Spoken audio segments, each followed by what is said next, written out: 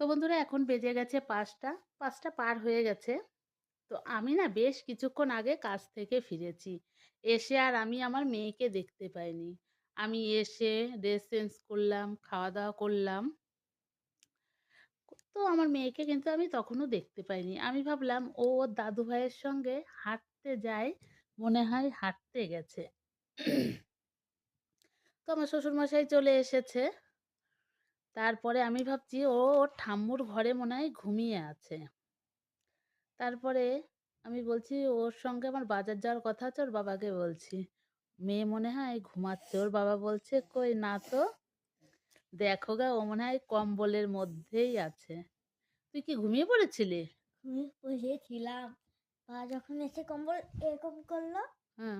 আমি তাকে বলতে বারণ করেছিলাম ১ম এ। ও ততক্ষণ ধরে এরকম রয়েছে। কে থাকে? তোমরাই বলো এরকম কে থাকে?